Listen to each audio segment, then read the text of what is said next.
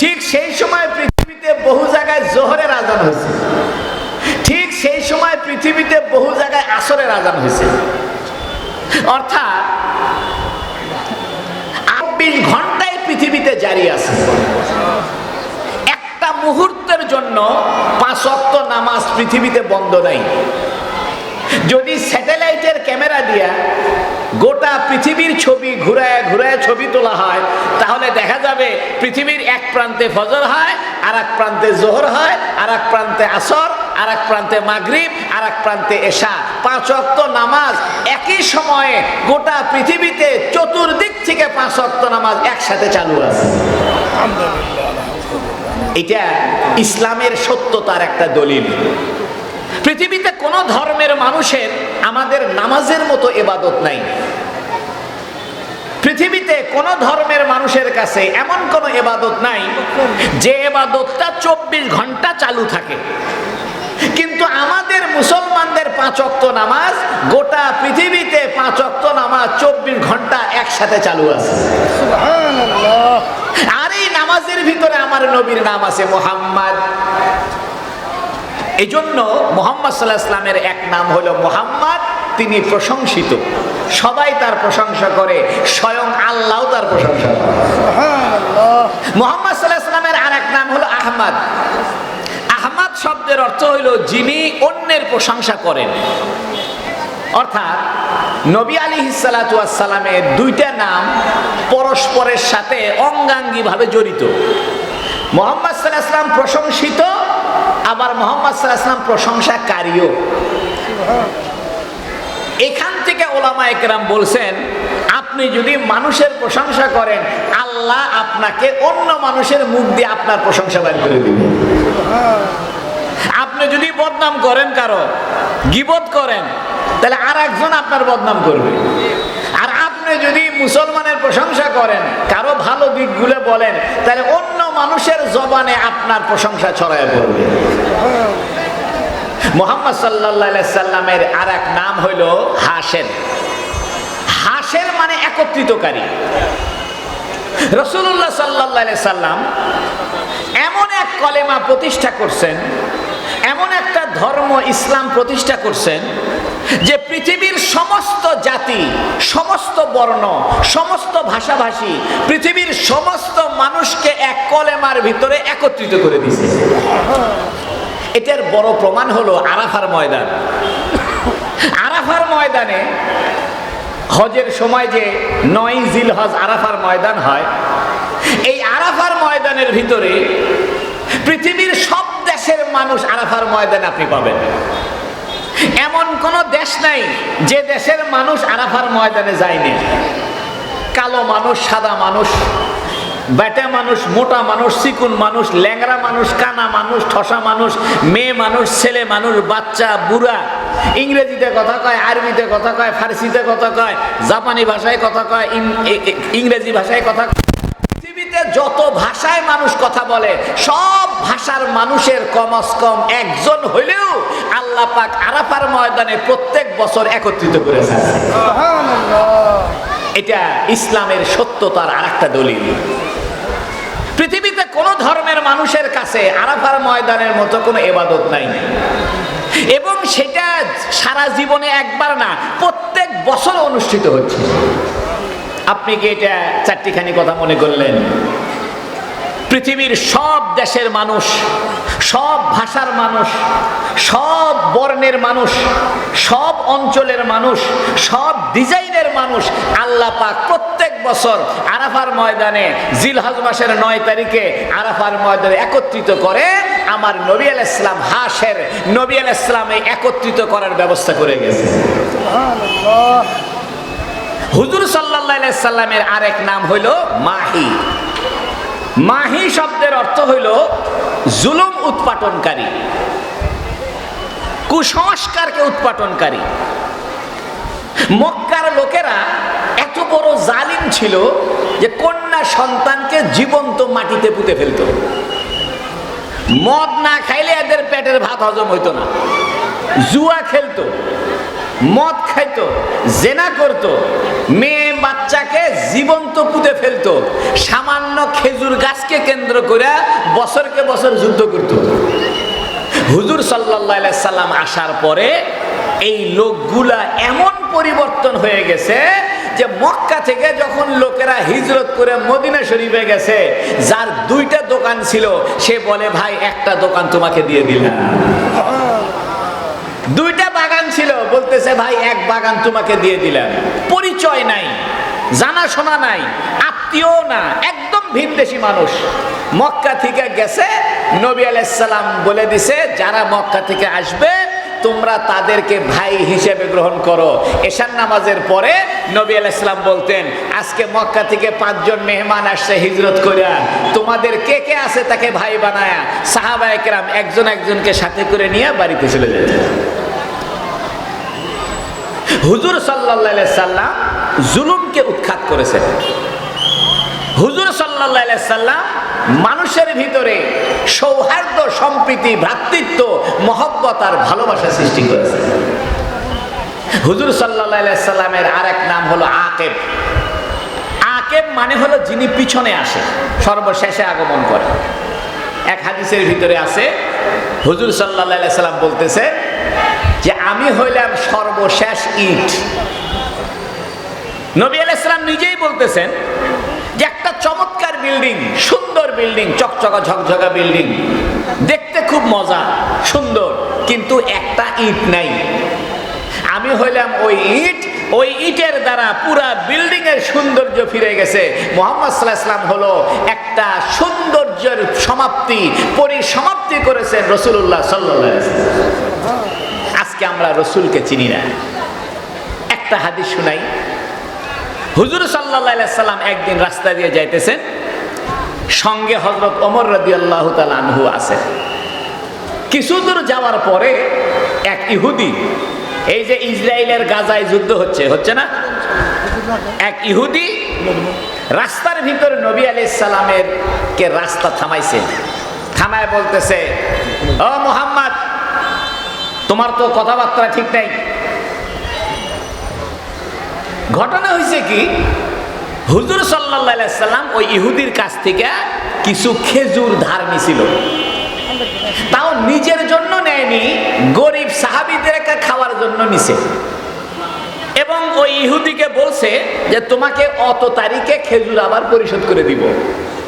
এখনো পরিশোধ করার টাইম আসেনি, এখনো 3 দিন বাকি।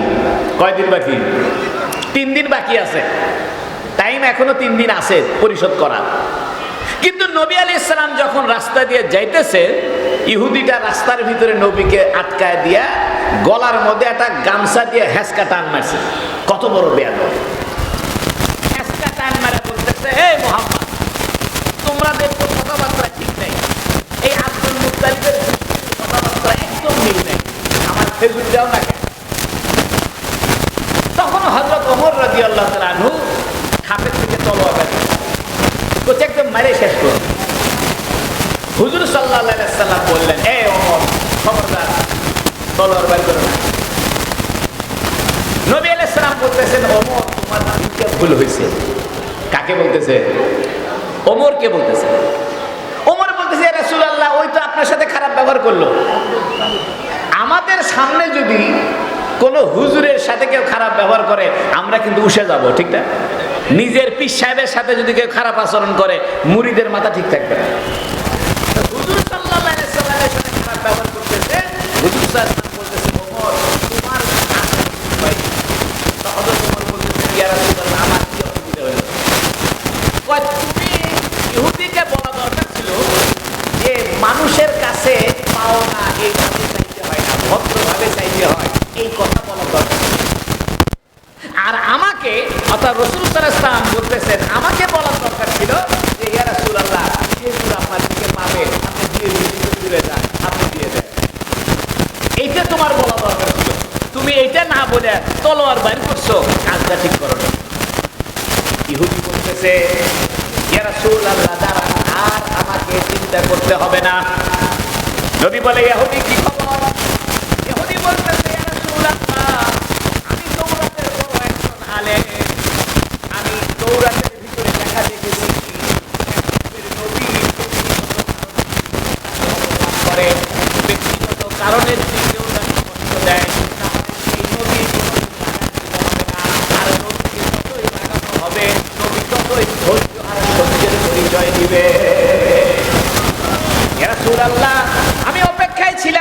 আপনাকে আমি পরীক্ষা করব।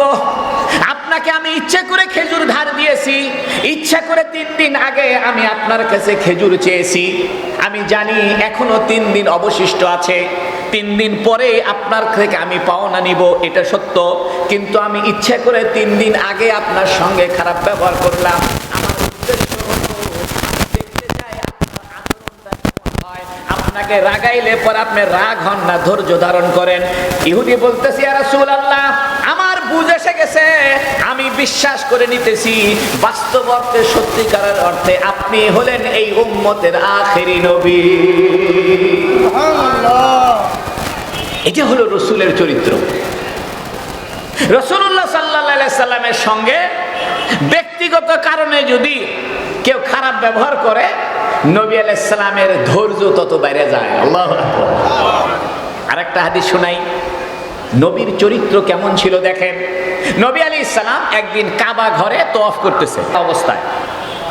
তো তওয়াফ করতে করতে নবী আলাইহিস সালামের সাথে এক কাফেরের দেখা। ওই কাফেরের নাম হলো ওসমান। ওসমান মানে আমাদের ওসমান গনি, সেই ওসমান না, আর এক ওসমান। তো নবী আলাইহিস সালাম বলতেছে, ওসমান, কাবা ঘরের চাবি তো তোমার কাছে থাকে, তো চাবিটা একটু দাও, আমি একটু কাবা ঘর খুলে ভিতরে ঢুকে 2 রাকাত নামাজ পড়বো। তো ওসমান বলে, এ মুহাম্মদ, তোমার তো সাহস কম না, তুমি আমাদের বাপদাদার ধর্মের বিরোধিতা করো, তোমাকে আমরা দেশের থেকে বাইর করে দিব সেই চিন্তা ভাবনা আমরা করতেছি, আর তুমি আবার কাবা ঘরের মধ্যে ঢুকে নামাজ পড়বে, এত বড় সাহস তোমার, ভাগো, চাবি পাবে না। তো নবী আলাইহিস সালাম সব সময় হেসে হেসে কথা বলতেন। আল্লাহু আকবার। নবী আলাইহিস সালাম মুস্কি হাসি দিয়ে বললেন, ওসমান, হয়তো এমন একদিন আসবে এই চাবি হয়তো আমার হাতেই আসবে। আল্লাহু আকবার। তো ওসমান বলতেছে, কি আশ্চর্য কথা, তোমারই তো তাল চুলে ঠিক নেই, তোমারই তো মক্কায় কোনো ঠাঁই নেই, তোমার হাতে কাবা ঘরের চাবি যাবে, আর কোনো ঠাঁই দেখা নাই। নবী আলাইহিস সালাম আর কথা বাড়ায় না, শুধু এতটুকু বলছে যে ওসমান, একদিন হয়তো চাবিটা আমার হাতে আসবে। তো রাতের বেলা এই ওসমান বাড়িতে গেছে, বিবির সঙ্গে বসে কথা বলতেছে, জানো বিবি, বউকে বলতেছে, জানো আজকে মোহাম্মদ চাবি চাইছিল, কাবা ঘরে ঢুকে নামাজ পড়বে, আমি চাবি দিইনি। তবে মোহাম্মদ একটা কথা বলছে, এই কথাটা আমার মাথার মধ্যে চলে ঘুরতেছে। তো বউ কইছে, কি কইছে? কয়, মোহাম্মদে বলছে একদিন নাকি এই কাবা ঘরের চাবি তার হাতে। বিবি বলতেছে, শোনো, মোহাম্মদ তো মিথ্যা বলে না, মোহাম্মদ আল আমিন। আল্লাহু আকবার। তো মোহাম্মদ যে কথাটা বলছে হইলেও হইতে পারে, তুমি একটু সাবধানে থাকি। আল্লাহু আকবার। কথা শেষ। নবী আলাইহিস সালাম মদিনা শরীফ চলে গেলেন। এই ঘটনা মক্কায় নবীর হওয়ার পরে 4-5 বছরের মাথায়, দীর্ঘদিন পরে হুজুর সাল্লাল্লাহু আলাইহি ওয়াসাল্লাম মদিনা শরীফ থাকেন। 8ম হিজরিতে মদিনা শরীফে হিজরত করার 8 বছর পরে, এদিকে মক্কাতেও প্রায় 6-7 বছর, প্রায় 12-13 বছর পরে ফতে মক্কা হয়েছে, মক্কা বিজয় হয়েছে। হুজুর সাল্লাল্লাহু আলাইহি সাল্লাম 10,000 সাহাবীকে নিয়ে মক্কা বিজয় করছে। তবে কোনো যুদ্ধ হয়নি, মারামারি হয়নি, রক্তপাত হয়নি, বিনা রক্তপাতে মক্কা দখল হয়ে গেছে। হুজুর সাল্লাল্লাহু আলাইহি ওয়াসাল্লাম হযরত বেলালকে বললেন, বেলাল, তুমি লাফ দিয়ে কাবা ঘরের ছাদে উঠো আর আজান ঘোষণা করো। বেলাল যখন কাবা ঘরের ছাদে উঠে আজানের ঘোষণা দিয়েছে, সমস্ত কাফেরের অন্তরে প্রকম্প সৃষ্টি হয়েছে, সমস্ত মুসলমান নারায়ে তাকবীর দিয়া খুশি প্রকাশ করেছে। হুজুর সাল্লাল্লাহু আলাইহি সাল্লাম কাবা ঘরের দরজার কাছে গেলেন, দেখে ওসমান গালি হুজুর হুজুর করে। তো নবী রাসূল ওসমানকে, ওসমান, চাবিটা কি এখন দেওয়া যায়? আল্লাহু আকবার। ওসমান নবীকে চাবি দিয়ে দিল। নবী আলাইহিস সালাম চাবি দিয়ে কাবা ঘরের দরজা খুললেন। কাবা ঘরের ভিতরে মূর্তি ছিল, কাবা ঘরের চতুর্পাশেও মূর্তি ছিল। নবীজির কাছে একটা লাঠি ছিল, ওই লাঠি দিয়ে নবী আলাইহিস সালাম একটা একটা মূর্তির মধ্যে আস্তে করে বাড়ি মারে, আর শক্ত পাথরের মূর্তি ধর ধর করে ভেঙে চুরে পড়ে যায়। সাল্লাল্লাহু আলাইহি সাল্লাম কাবা ঘরের চাবি খুলে সমস্ত মূর্তি বাইর করে ভেঙে চুরে শেষ করে ওসমানকে বলতেছে, ওসমান তুমি চিন্তা করো না, ঘাবড়াও না। তুমি মনে করছো আমি মুহাম্মদ মক্কার বাদশা হওয়ার জন্য আসছি? তুমি মনে করছো মক্কার চাবি আমার দখলে রাখবো? খবরদার, ভাবিও না, চিন্তা করিও না। তোমার চাবি তোমার হাতেই থাকলো, নিয়ে নাও তোমার চাবি। ওসমানে বলে, ইয়া রাসূলুল্লাহ, ওই 10 থেকে 15 বছর আগে আপনি একদিন চাবি চেয়েছিলেন, আমি সেই দিন আপনাকে চাবি দেই নাই। তবে আমি রাতের বেলা স্ত্রীর সঙ্গে যখন ঘুমাইতে গেছি, স্ত্রী আমাকে বলছে মুহাম্মদ কি বলছিল। আমি বলছিলাম মুহাম্মদ কাবা ঘরের চাবি চাইছিল, আমি তো তোমাকে সেই দিন দিয়েছিলাম না। আমার বিবি বলছিল মুহাম্মদ কোনোদিন মিথ্যা বলে না। আমি অপেক্ষায় ছিলাম, দেখি তো মুহাম্মাদের কথা সত্য হয় কিনা। আমি বহুদিন অপেক্ষায় ছিলাম, আজকে সেই দিন এসে গেছে, মক্কা বিজয় হয়ে গেছে। বাস্তবে আপনার হাতে আজকে কাবা ঘরের চাবি আমাকে দিতে হলো। আমি বিশ্বাস করে নিলাম আপনার কথাই সত্য হইল, কারণ আপনি যেহেতু নবী, আর নবীর কথাই সত্য হয়, তাই আর আমার দেরি করার কোনো সুযোগ নাই। আমি কলেমা পড়ে এখনই মুসলমান হয়ে গেলাম। এটা ছিল হুজুর সাল্লাল্লাহু আলাইহি ওয়াসাল্লামের চরিত্র। বুজুর্গ, আমাদের আখলাক ভালো করতে হবে, আমাদের আচরণ ভালো করতে হবে। যদি আমরা আমাদের আচরণ ভালো না করি, দুনিয়াতেও অশান্তি, আখিরাতেও অশান্তি। এই জন্য হুজুর সাল্লাল্লাহু আলাইহি ওয়াসাল্লামের পরিচয় আল্লাহ কোরআনে দিয়েছে উসওয়ায়ে হাসানা। উসওয়ায়ে হাসানা মানে উত্তম মডেল। মানুষের জীবনে জন্ম থেকে মৃত্যু পর্যন্ত যত কাজকর্ম করতে হয়, যেমন আমরা সকালবেলা ঘুম থেকে উঠে বাথরুমে যাই, বাথরুম থেকে এসে মুখ হাত ধুই, নাস্তা করি, বাজারে যাই, অফিসে যাই, স্কুলে যাই, মাদ্রাসায় যাই, আবার বিয়ে শাদী করা লাগে, ব্যবসা বাণিজ্য করা লাগে, রাষ্ট্র চালান লাগে, যুদ্ধ করা লাগে, হাসি ঠাট্টা করা লাগে, বিবির সঙ্গে গল্প করা লাগে, বহু কাজ আমাদের জীবনে করতে হয়, ঠিক কি?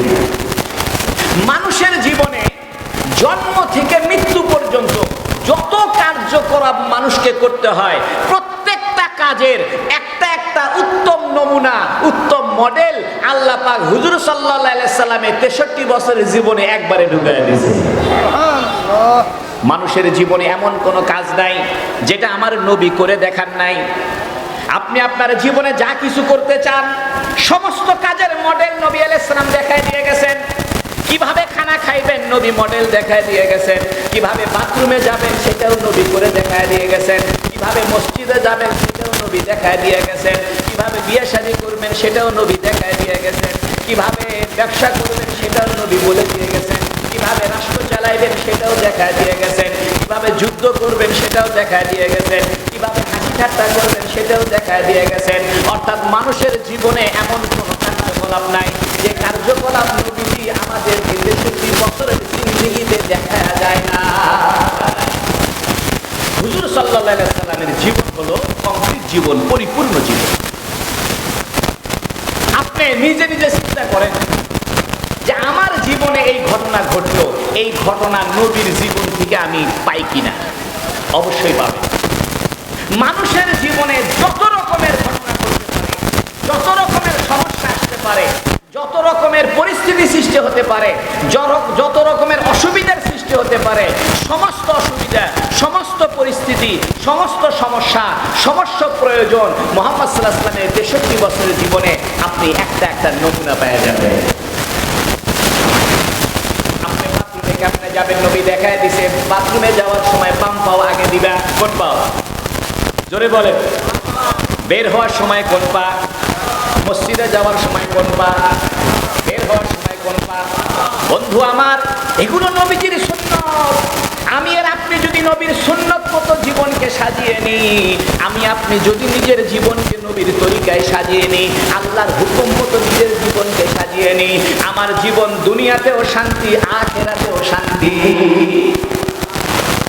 আজকে আমরা মেসওয়াক করা সার্ভিস কি মাদ্রাসার হুজুর ছাত্র পাবলিক তো দুইটা কেউই আর মেসওয়াক করে না।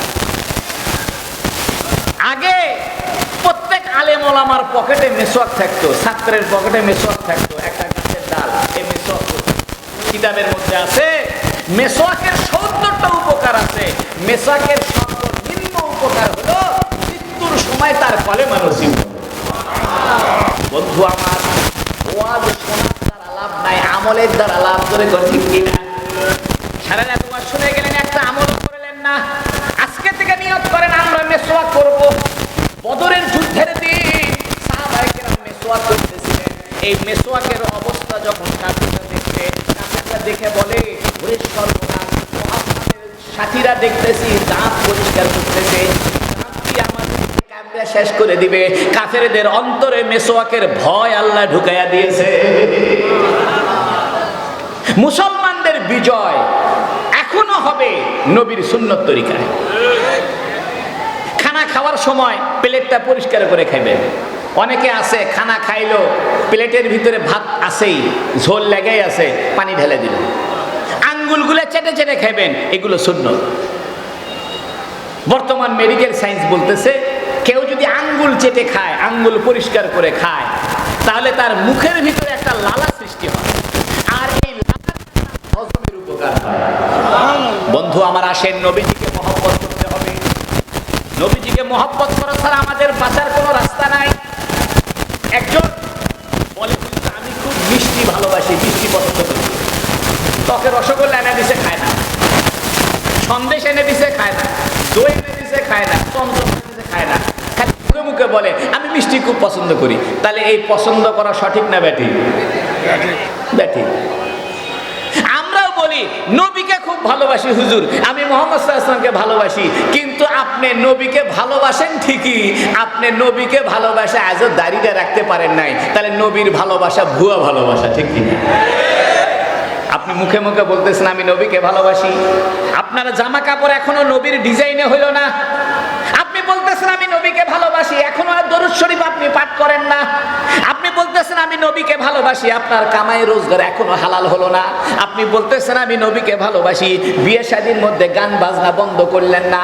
আপনি বলতেছেন আমি নবীকে ভালোবাসি, আপনি ঘুমের সময় সুন্নত তরিকায় ঘুমান না, মসজিদে ঢোকার সময় সুন্নত তরিকায় ঢোকেন না, মেসওয়াক করেন না, টুপিটা মাথায় দেন না, দাড়িটা রাখেন না, সুন্নত তরিকায় পোশাকটা পরেন না। বোঝা গেল নবীর মোহাব্বতের দাবি মিথ্যা দাবি। হুজুর সাল্লাল্লাহু আলাইহি সাল্লামকে ভালোবাসা ঈমানের অঙ্গ। যদি নবীজিকে আপনি ভালো না বাসেন, আপনি মুসলমানই হতে পারবেন না। নবীকে ভালোবাসার অর্থ কি? তিনটা অর্থ। এক নম্বর অর্থ হলো অন্তরের ভিতরে আপনি নবীকে ভালোবাসবেন। এই ভালোবাসার প্রকাশ করতে হবে জবানে, মুখে। সেটা কি? এই জবান দিয়ে নবীজির উপরে দরুদ শরীফ পড়তে হবে। আপনার পোশাক আশাকের ভিতরে নবীর সুন্নত আনতে হবে। তিন নম্বর, আপনার কার্যকলাপের ভিতরে, আপনার লেনদেন, ওঠা বসা, ব্যবসা বাণিজ্য, বিয়ে শাদী, খাওয়া দাওয়া, সব কিছুর ভিতরে নবীজির সুন্নত আনতে হবে। যদি এই তিনটা কাজ করেন, তাহলে বোঝা যাবে আপনি নবীকে ভালোবাসেন। বন্ধু আমার, একটা আমল আপনাদেরকে শিখায় দিই, দরুদের আমল। দরুদ শরীফ যদি আপনি পড়েন, একটু খেয়াল করবেন, দরুদ শরীফ পড়ার সময় যদি মনে মনে ভাবেন আমি একটু মদিনা শরীফে চলে গেছি, কোনো পয়সা লাগে? মনে করেন এই চকসূত্রপুরে একটা 10 তলা বিল্ডিং আপনি বানাইবেন, তাহলে রড লাগবে, সিমেন্ট লাগবে, বালু লাগবে, খোয়া লাগবে, মিস্ত্রি লাগবে, বহু কিছু লাগবে, ঠিক না? আর যদি বিছানায় শুয়ে শুয়ে চিন্তা করেন 10 তলা বিল্ডিং বানাইলেন, 1 তলা হয়ে গেল কমপ্লিট, 2 তলা হয়ে গেল কমপ্লিট, কোনো টাকা পয়সা লাগে? কল্পনা করতে টাকা লাগে না। আল্লাহর কাছে কল্পনার বহু দাম। আল্লাহু আকবার। এটাকে বলে মুরাকাবা, এটাকে বলে ধ্যান করা। আপনি মনে মনে চিন্তা করবেন আমি মদিনা শরীফে চলে গেছি, রাসূলুল্লাহর রওজার সামনে দাঁড়িয়ে নবীজিকে আমি সালাম দিতেছি। মনে মনে মদিনা শরীফ যাইতে 1 টাকাও খরচ হয় না, যেরকম ঠিক কিনা? মনে মনে কাবা ঘরে যাইতে 1 টাকাও খরচ হয় না। কিন্তু আপনার মন তো সারাদিন ফেসবুকের ভিতরে, আপনার অন্তর সারাদিন ইউটিউবের ভিতরে, সারাদিন ক্রিকেট খেলার ভিতরে, IPL এর জুয়ার ভিতরে, ঠিক কিনা? ও যুবক, জুয়া খেলা খেলিও না, জুয়ার মধ্যে থাকিও না। হাজার হাজার যুবক IPL এর জুয়ায় পড়ে ধ্বংস হয়ে গেছে, ঠিক কিনা? ও যুবক, তুমি নেশা করিও না, গাঁজা খায় না, ফেন্সিডিল খায় না, বাবা খায় না। তোমার যদি মন খারাপ লাগে, আমি তোমারে কসম করে বললাম, ওযু কইরা এই চকসূত্র মসজিদে আস্তে করে ডান পাও আগে দিয়া আল্লাহুম্মা ইফতাহলি আবওয়াব রাহমাতিক, এই দোয়াটা করে তুমি যদি মসজিদে ঢোকো, 5টা মিনিট মসজিদে চুপ করে বসে থাকো, 2 রাকাত নামাজটা পড়ো, আস্তে করে একটা সেজদা দাও, আমি কসম করে বলে গেলাম তোমার দিলের ভিতরে জান্নাত থেকে একটা শান্তি আর শান্তি ঢুকে যাবে। ও যুবক, আমি তোমাকে বলে গেলাম গাঁজা খায় কোনোদিন শান্তি পাবে না, ফেনসিডিল খায় শান্তি পাবে না, বাবা খায় শান্তি পাবে না। আল্লাহ শান্তি রাখছে জিকিরের ভিতরে, আল্লাহ শান্তি রাখছে দরুদ শরীফের ভিতরে, আল্লাহ শান্তি রাখছে সেজদার ভিতরে। আমার কথাটা একবার শুনে দেখো, আসো না একটা মসজিদে একটা সেজদা দিয়ে দেখো, একটা নামাজটা করে দেখো, আল্লাহর সামনে হাতটা তুলে তোমার মনের কথাটা বলে দেখো, দেখো তোমার দিলের ভিতরে কেমন শান্তি পায়। আল্লাহ নিজে এই কথা বলছেন, আলা বিজিকিরিল্লাহ, হে দুনিয়ার মানুষ শুনে রাখো, জেনে রাখো, বিজিকিরিল্লাহ, আল্লাহর জিকিরের দ্বারা, আল্লাহকে স্মরণ করার দ্বারা তাতমাইন্নুল কুলুব, আমি আল্লাহ তোমাদের দিলের ভিতরে শান্তি আর শান্তি তুলে দিব। একদিন মরে যেতে হবে, মৃত্যু কাউকে থাকবে না। 50 বছর, 60 বছর, 70, 80, 90, 100, 110 তাও যাওয়া যাবে। কবরে যাওয়ার পরে জিজ্ঞেস করবে মান রব্বুকা, কে তোমার রব? বন্ধু আমার, তোমাকে জিজ্ঞেস করবে তোমার রব কে ছিল, অর্থাৎ দুনিয়াতে তোমার রবের সাথে কোনো কানেকশন ছিল কিনা, তুমি দুনিয়াতে রবের জন্য 5 ওয়াক্ত সেজদা দিছো কিনা, তুমি দুনিয়াতে রবের জিকির করছো কিনা, তোমার রবের সাথে তোমার কানেকশন ছিল কিনা। এই ভিতরে মান রব্বুকা, কে তোমার পালনওয়ালা ছিল, কে তোমাকে খাওয়াইতো, অসুখ হইলে কে তোমাকে সুস্থ করতো, আসমান থেকে বৃষ্টি কে দিত, জমিন থেকে ফসলকে বের করে খাওয়াইতো, তার সাথে তোমার কি সম্পর্ক ছিল, কি পরিচয় ছিল। এই প্রশ্নটা কবরে 1 নম্বরে করা হবে। 2 নম্বরে করা হবে ওমান দীনুকা, তোমার দিন কে ছিল, তোমার জীবন ব্যবস্থা কেমন ছিল, তুমি কি নবীর সুন্নাত তরিকায় চলছো কিনা, আল্লাহর হুকুম মতো চলছো কিনা, এটা 2 নম্বরের প্রশ্ন করা হবে। 3 নম্বরে প্রশ্ন করা হবে ওয়ামান হাদার রাজুল, এই লোকটা কি দেখছো নাকি, এই লোকটা হলো আমার নবী মুহাম্মদুর রাসূলুল্লাহ সাল্লাল্লাহু আলাইহি ওয়াসাল্লাম। বন্ধু আমার, তুমি যদি দুনিয়াতে দরুদ শরীফ বেশি বেশি পড়ো, তুমি যদি দুনিয়াতে নবীকে মহব্বত করো, নবীর তরিকা মতো চলো, নবীর সুন্নত মতো চলো, কবরের ভিতরে নবীকে চিনতে আর তোমার দেরি হবে না। একটা হাদিস বলে শেষ করি। এক সাহাবী রাসূলুল্লাহ সাল্লাল্লাহু আলাইহি সাল্লামকে বলতেছে, ইয়া রাসূলুল্লাহ, আমি আপনারে না দেখলে আমার ভালো লাগে না, প্রত্যেক দিন একবার না একবার আপনার সাথে আমার সাক্ষাৎ করাই লাগে, আপনার নূরানি চেহারা না দেখলে আমার ভালো লাগে না। ওই সাহাবী বলতেছে, ইয়া রাসূলুল্লাহ, মৃত্যুর পরে আমি আপনাকে কোথায় খুঁজে পাবো?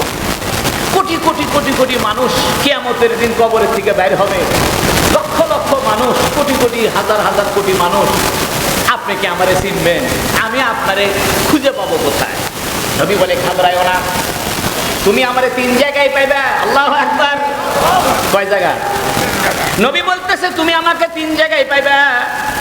তুমি যদি দুনিয়াতে আমার প্রতি দরুদ শরীফ পড়ো, দুনিয়াতে যদি তোমার চাল চলন আমার সুন্নত মতো করো, তোমার পোশাক আশাক আমার সুন্নত মতো করো, তাহলে তুমি আমাকে হাউজে কাউসারের কাছে পাওয়া যাইবা। তোমাকে চিনতে আমার কোনো কষ্ট হবে না। তুমি হাউজে কাউসারের কাছে আস্তে করে চলে আসো, আমি তোমার নবী, তোমাকে আমি 1 গ্লাস পানি হাউজে কাউসারের পানি পান করায় দিব। জান্নাতে যাওয়া পর্যন্ত আর কোনোদিন পিপাসা লাগবে না। হাদিস শরীফে আছে, যখন কোনো মানুষ দরুদ শরীফ পাঠ করে, একদল ফেরেশতা আল্লাহ বানিয়েছেন, ভ্রাম্যমান ফেরেশতা। এই ফেরেশতারা যখনই কেউ দরুদ শরীফ পাঠ করে, তার চেহারাটা দেখে নেয়, তার চেহারার ছবি তুলে মদিনা শরীফে রওজা পাকে নবীজিকে যায় দেখায়, ইয়া রাসূলুল্লাহ, ইয়া হাবিবাল্লাহ, ওই যে চকসূত্রপুরে একটা যুবক ছেলে আপনার উপরে দরুদ শরীফ পাঠ করছে, ওই যে চকসূত্রপুরে একটা মেয়ে বাড়ির ভিতরে বসে বসে দরুদ শরীফ পাঠ করছে, ইয়া রাসূলুল্লাহ, আপনি তার চেহারাটা দেখে রাখেন, আর কাল কিয়ামতের ময়দানে হাউজে কাউসারের 1 গ্লাস পানি তারে পান করে জান্নাতে ঢুকায়া দিয়ে। এই যে আমরা দরুদ শরীফ পড়ি, এটা নবীর কাছে খবর চলে যায়। এটা নবী টের পায় আমাকে কে দরুদ শরীফ পড়লো, কে আমার উপরে সওয়াব পাঠাইলো, কে আমার উপরে মহব্বত করলো, এটা নবী টের পায়।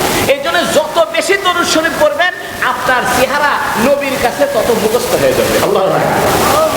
একটা মানুষকে যদি দিনে আপনি 500 বার করে দেখেন ওর চেহারা আর ভুলবেন।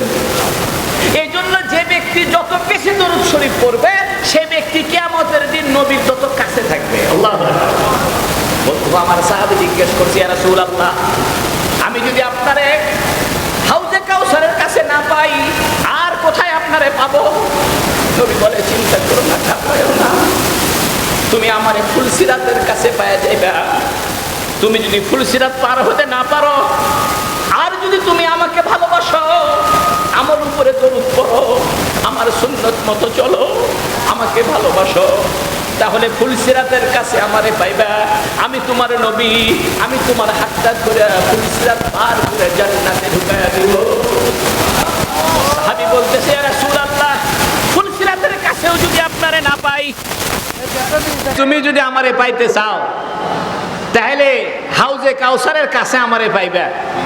তুমি যদি দরুদ শরীফ পড়ো, আমার সুন্নত মতো চলো, আমাকে মহব্বত করো, তাহলে আমার হাউজে কাউসারের কাছে আসতে তোমার কোনো কষ্টই হবে না। অনেক সময় দেখবেন ভিড়ের মধ্যেও মানুষ প্যাঁচ কাটে কাটে কাটে কাটে একদম আগে চলে যায়, আছে না এরকম? অনেক সময় দেখবেন রাস্তায় খুব ভিড়, তাও হুন্ডা মনে করেন প্যাঁচ পুল দিয়ে গলি টলি মাইরা সবার আগে চলে গেছে, আছে কিনা?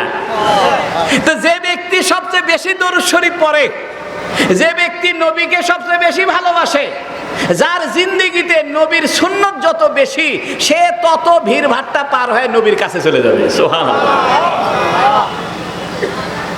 সাহাবী বলতেছে, ইয়া রাসূলুল্লাহ, আপনারে যদি আমি হাউজে কাউসারের কাছে না পাই আর কোথায় পাবো? নবী বলতেছে, তুমি আমারে ফুলসিরাতের কাছে পাইবা। তোমার যদি ফুলসিরাত পার হইতে কষ্ট হয়, কোনো চিন্তা করো না, আমি তোমার নবী, তোমার হাতটা ধরে আমি আস্তে করে পার করে দিব। সুবহানাল্লাহ। সাহাবী বলতেছে, ইয়া রাসূলুল্লাহ, ওইখানেও যদি আমি না পাই আর কোথায় পাবো? দেখেন সাহাবীদের অবস্থা দেখেন, মানে নবীকে পাওয়াই লাগবে, তার এটা মাথায় চিন্তা। আর আমরা চিন্তা করি মরার পরে বাপের সাথে দেখা হবে কিনা, মায়ের সাথে দেখা হবে কিনা, কি কর বইয়ের সাথে দেখা হবে কিনা। সাহাবীদের চিন্তা ওটা না, সাহাবীদের চিন্তা হলো মরার পরে রসুলের সাথে দেখা হবে কিনা, ঠিক কিনা? নবী বলতেছে, ঘাবড়ায় ওরা, চিন্তা করো না, তুমি আমাকে দাড়িপাল্লার কাছে পাইবা, মিজানের কাছে পাইবা। ইনদাল মিজান, হাদিস শরীফে আছে, তুমি আমারে দাড়িপাল্লার কাছে পাইবা। কিয়ামতের দিন যখন তোমার আমলনামা মাপ দেওয়া হবে, নেক আমল আর বদ আমল মাপ করা হবে, তোমার যদি নেক আমলের পাল্লা হালকা হয়ে যায়, গুনাহের পাল্লা ভারী হয়ে যায়, আমি চিন্তা করো না তুমি, আমি দাড়িপাল্লার কাছে চলে আসব, এসে বলবো, আমার উম্মতের নেক আমলের পাল্লা যেহেতু হালকা হয়েছে, আমার এই উম্মতটা দুনিয়াতে আমার উপরে দরুদ শরীফ পড়ছে, দুনিয়াতে আমাকে মহব্বত করেছে, আমার সুন্নত মতো চলেছে, আমার সুন্নত মতো জীবনকে সাজিয়েছে, আমি দরুদ শরীফের একটা সওয়াব তোমার নেক আমলের পাল্লার মধ্যে দেওয়ার সঙ্গে সঙ্গে নেক আমলের পাল্লা ভারী হয়ে তোমার জান্নাতের ব্যবস্থা হয়ে যাবে। বন্ধুরা আমার, হুজুর সাল্লাল্লাহু আলাইহি সাল্লামের সাথে আমাদের সম্পর্ক করতে হবে। নবী আলাইহিস সালাতু ওয়াস সালামের সুন্নতের সাথে আমাদের জীবন সাজাইতে হবে। এইটা ছাড়া দুনিয়াতেও আমাদের শান্তি নাই, আখিরাতেও শান্তি নাই। যেমন বাড়িতে ঢোকার সময় সালাম দিয়ে ঢুকবেন, ইনশাআল্লাহ আপনার বাড়ির সমস্ত ঝগড়া বন্ধ হয়ে যাবে। অনেকের আছে বউয়ের সাথে গন্ডগোল, আছে কিনা? বউ খালি ঝ্যান ঝ্যান ঝ্যান ঝ্যান ঝ্যান ঝ্যান করে, বাইরে ভালোই থাকে, বন্ধু বান্ধবের সাথে খুব ভালোই কথাবার্তা, সব ঠিকঠাক, এ বাড়িতে যাওয়ার পরে কিয়ামত শুরু হয়ে গেল। গ্লাস ভাঙে, প্লেট ভাঙে, শোকেসের মধ্যে লাথি মারে, বউয়ের সাথে গন্ডগোল। এটা কারণ কি জানেন? কারণ সে সালাম দিয়ে ঢোকেনি। আপনি যদি বাড়িতে ঢোকার সময় সালাম দিয়ে ঢোকেন, তাহলে আপনার বাড়িতে তিনটে জিনিস এসে যাবে। এক নম্বর, শান্তি এসে যাবে, আসসালামু আলাইকুম, তোমার উপরে কি হোক? শান্তি হোক। ওয়া রাহমাতুল্লাহি, রহমত হোক। ওয়া বারাকাতুহু, বরকত হোক। তাহলে আপনি সালাম দেওয়ার সাথে সাথে তিনটে জিনিস বাড়িতে ঢোকা আরম্ভ করবে, শান্তি ঢুকবে, রহমত ঢুকবে, বরকত ঢুকবে। ওই বাড়িতে আর ঝগড়া থাকবে। আপনি পরীক্ষা করে দেখবেন, যেদিন সালাম দিয়ে ঢুকবেন সেদিন বাড়িতে ইনশাআল্লাহ কোনো ঝগড়া হবে না। আবার যেদিন বাড়ির থেকে বের হওয়ার সময় সালাম দিয়ে বের হবেন, সেদিন আপনি ভালো থাকবেন। আর যেদিন সালাম না দিয়ে বাড়ি হর হর করে ঢুকছেন, তো বুঝবেন আজকে ঝগড়া আছে, ঠিক কিনা? বন্ধুরা আমার, নবীর সুন্নত মতো চলতে হবে। নবীর সুন্নতের জন্য এই মাদ্রাসা। আল্লাহু আকবার। আমি তো বারবার বলি যে চকসূত্রপুরের মতো একটা জায়গাতে আল্লাহ পাক একটা দাওয়াত